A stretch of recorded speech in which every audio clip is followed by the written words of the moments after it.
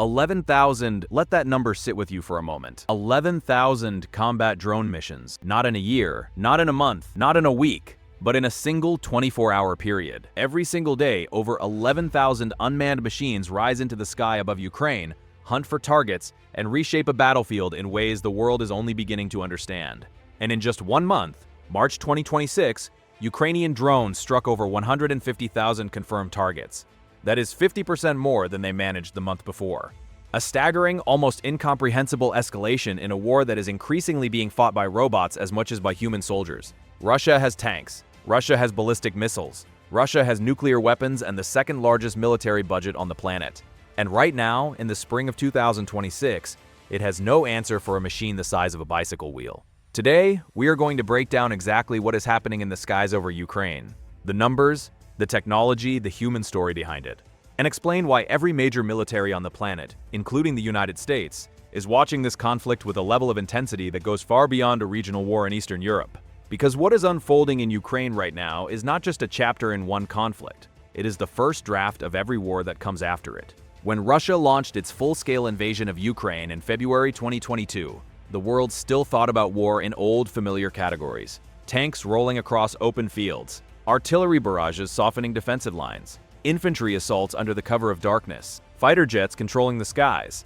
These were the tools of the trade, the same general framework that had defined major conventional warfare for decades. Drones existed, of course, and anyone who had been paying attention knew they had changed certain dynamics in places like Syria, Libya, and Nagorno-Karabakh. But even then, most military planners treated drones as supporting tools, useful for reconnaissance, capable of precise strikes, but ultimately secondary to the heavy machinery that had always decided the outcome of large-scale conventional battles. Nobody imagined what was coming. Not NATO, not the Pentagon, not even Ukraine itself. Fast forward 4 years to 2026, and the picture is so different, it is almost unrecognizable. Ukraine's commander-in-chief, General Oleksandr Syrskyi, has stated publicly that drones now account for over 80% of all confirmed battlefield damage inflicted by Ukrainian forces. 80%. The weapon system that was supposed to be a supporting actor has become the main event, and the front line itself has been physically transformed by this reality. Military analysts now describe the conflict zone as a 20-kilometer deep kill zone on both sides of the contact line. A wide corridor of open terrain where anything large, anything slow, anything visible from above risks being spotted and destroyed within minutes of exposure. Tanks that once rolled freely across fields now hide under metal cages and camouflage nets. Trucks move only at night, in short bursts, praying that the sky above them is momentarily clear. Even infantry soldiers have changed how they move. Small groups, fast, using every tree and ditch and broken wall they can find, because they know that somewhere above them, always something is watching. This is what the modern battlefield looks like. And Ukraine did not arrive here by accident. To understand the scale of what Ukraine has built, you have to look at the numbers that General Syrskyi reported in his April 2026 briefing. Numbers that are based on verified battlefield data and ISW analysis. In January 2026, analysts geolocated 41 mid-range drone strikes, attacks that hit targets behind the immediate front line, between 30 and 120 kilometers inside Russian-controlled territory. In February, that number rose to 61. In March, it climbed to 115, nearly triple the January level. And again, that represents only the publicly confirmed and geolocated strikes. A fraction of the full operational picture. A fraction of the full operational picture. What were those strikes hitting? According to Syrskyi's own figures, in March alone, Ukraine's unmanned systems forces conducted over 350 mid-range strikes, targeting at least 143 Russian logistics facilities and ammunition warehouses, 52 command posts, and around 20 oil and energy infrastructure sites. Every one of those hits matters in ways that compound over time. A destroyed ammunition warehouse means Russian artillery units on the front line run short of shells. A burning fuel depot means armored vehicles sit stationary, unable to support offensive operations. A shattered command post means Russian battalion commanders lose contact with their units at precisely the moments when coordination matters most. Each individual strike looks like a small tactical event. Multiplied by hundreds, sustained over months, they add up to something that looks much more like strategic strangulation. And then there is the number that should genuinely alarm anyone in Moscow who is paying honest attention. President Volodymyr Zelensky reported that in March 2006, alone Ukrainian drone strikes killed or seriously wounded nearly 34,000 Russian service members. Not artillery, not guided bombs dropped from fighter jets. Drones, small, relatively cheap, Mass-produced unmanned aircraft. 34,000 casualties in a single month from a single weapons category. If that figure holds up to independent verification, it represents one of the most devastating sustained campaigns against a major military power in modern history. And it is being conducted by a country that 4 years ago had almost no domestic drone industry to speak of. To understand what this feels like from the inside, picture a Ukrainian dugout somewhere in the Donetsk region just before dawn. The horizon is dark. The air is cold. Somewhere in a half-collapsed house that has been converted into an operations center, a group of soldiers and civilian volunteers are moving quietly, checking batteries, adjusting antennas, reviewing flight paths on tablets. These are not professional military pilots. They are mechanics, engineers, gamers, former hobbyists, people who learned to fly drones recreationally and then found themselves on the sharpest edge of a modern war. One of them, barely 20 years old, pulls on a headset, picks up a controller, and exhales slowly. 6 months ago, he was racing FPV drones through obstacle courses for fun. Today, he arms his aircraft, and with a quiet electronic whine, a small machine lifts off into the pale morning air. From his point of view, the entire world narrows to a rectangle on a screen. The ground slides underneath, muddy fields cratered by months of shell fire, blackened tree lines, the geometric outlines of fortified positions, and supply routes. Somewhere ahead, Russian troops are sheltering in dugouts and trenches, many of them convinced that if they dig deep enough and stay still enough, the earth will protect them. In every previous war, that logic held. You dug in. You reduced your profile. You waited for the shells to stop. But in this war, it is not the earth they should be afraid of. It is the sky. The operator flies low, dangerously low, skimming above hedgerows and broken walls, because he knows that if he climbs even a few dozen meters too high, Russian electronic warfare systems will jam his signal or force his drone into an uncontrolled descent. So he threads through the terrain using every piece of cover the damaged landscape provides. His camera catches a glimpse of something dark and angular at the edge of a tree line. He nudges closer. It takes shape. The top of a tank turret, partially buried, covered in cut branches and mud. The crew has done everything right. Engine off to suppress the thermal signature. Vehicle concealed beneath camouflage. Position chosen to avoid direct line of sight from known Ukrainian observation points. They are thinking about artillery shells. They are thinking about guided anti-tank missiles. They are not thinking about something smaller than a piece of carry-on luggage diving silently toward their armor. The operator steadies his hands, corrects his angle one last time, and commits to the dive. For a fraction of a second, the turret fills the entire screen. Then the feed cuts.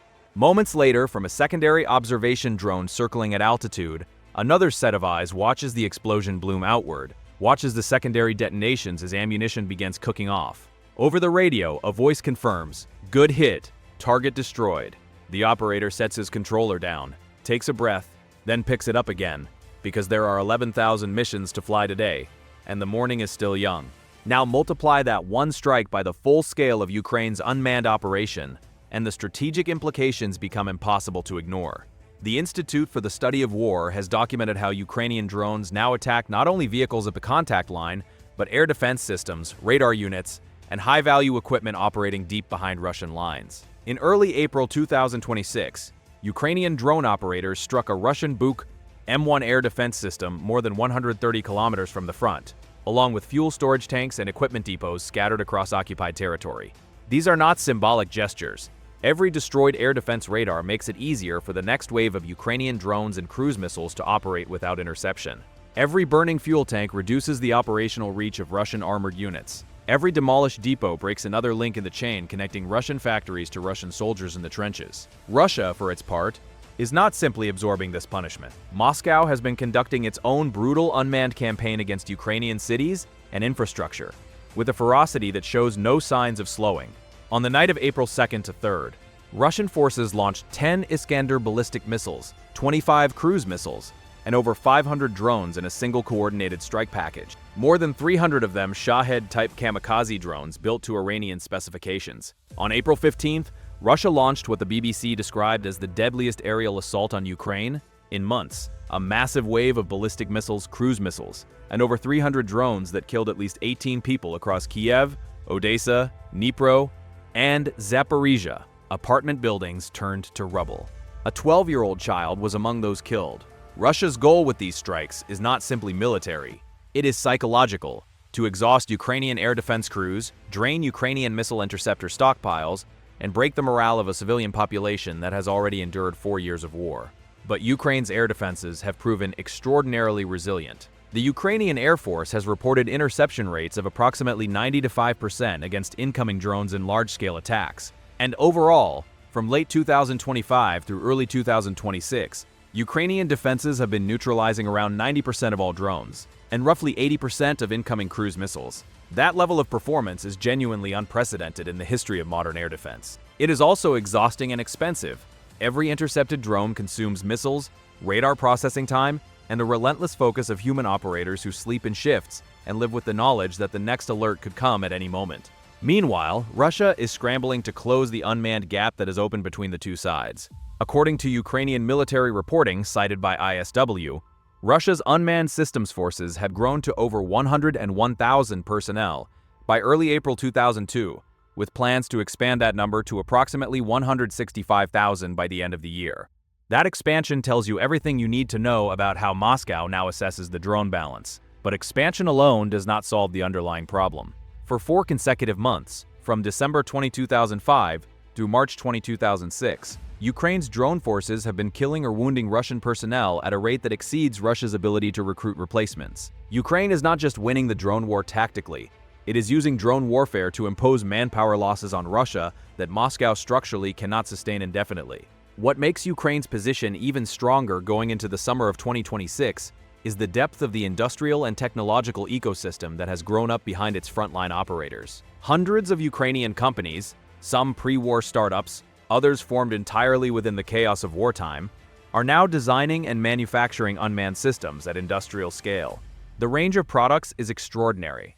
Tiny quadcopters for close-range reconnaissance, FPV kamikaze drones for direct anti-armor strikes, fixed-wing platforms for long-range deep strikes into Russian territory, maritime drones capable of attacking Russian naval vessels in the Black Sea, and increasingly, ground robots, unmanned wheeled and tracked vehicles capable of delivering supplies, evacuating casualties, and even conducting assault operations through terrain too dangerous for any human to enter. These companies are not operating in isolation from the battlefield. They interact constantly with frontline units, feeding design changes back and forth through encrypted channels and informal networks. A drone frame that cracked under stress gets reinforced in the next production run. A camera that washed out in low-light conditions gets replaced with a better sensor. A navigation system that failed under heavy electronic jamming gets completely redesigned. The feedback loop between the laboratory and the front line in Ukraine is faster and more direct than anything a conventional military procurement system could replicate, and it has produced a genuine competitive advantage that Russia, with its more centralized and bureaucratic defense industrial complex, has found extremely difficult to match. International support has accelerated this advantage further. On April 15th, the United Kingdom announced its largest ever drone package for Ukraine, a commitment to deliver at least 120,000 drones during 2026 alone, including thousands of long-range strike systems, reconnaissance platforms, logistics drones, and maritime unmanned capabilities. Other Western partners continue to supply specialized drone systems, electronic warfare tools, and air defense components. Together with Ukraine's domestic production, this assistance has transformed a country that entered the war with a modest unmanned systems sector into arguably the most battle-hardened drone power in the world. The implications of all this reach far beyond Ukraine's borders, and the most serious military planners in Washington, London, Brussels, and Beijing understand that clearly. General David Petraeus, one of the most experienced American combat commanders of the last generation, visited Ukraine recently and described what he saw as a real-time manual for how future wars will be fought. Retired senior officers across NATO have made similar observations. The questions being asked in Pentagon briefing rooms today: how many drones does a modern brigade require? How do you integrate unmanned systems into command structures that were designed around human-piloted platforms? How do you train thousands of operators quickly and sustain their effectiveness under extreme operational stress? How do you secure supply chains for the sensors and motors and processors that keep these systems flying? These are not theoretical questions. They are lessons being written in blood and wreckage across Ukrainian fields, and they will shape American military doctrine for the next generation. In the end, the image that defines this moment in history is not a stealth fighter banking through cloud cover, or an aircraft carrier group cutting through open ocean. It is a small quadcopter lifting off from a muddy, frozen field in eastern Ukraine, guided by a pair of tired young hands wrapped around a consumer-grade controller. It is 11,000 such machines filling the pre-dawn sky with a faint, constant buzz that Russian soldiers have learned to fear more than artillery. It is a 20-year-old operator watching his feed cut to static and knowing, without any particular emotion, that he needs to charge the next battery and get back in the air. 11,000 times a day, that scene plays out. 11,000 times a day, the sky over Ukraine becomes a weapon. And the longer this war continues, the clearer it becomes that the world standing on the other side of it will be one where the rules of military power have fundamentally changed. Where a nation does not need the largest army or the most advanced fighter jets to impose devastating losses on a nuclear superpower, but simply needs the will, the ingenuity, and the industrial capacity to keep filling the sky. The question is no longer whether drones have changed warfare forever. That question has already been answered. The question now is whether the rest of the world is ready for what comes next.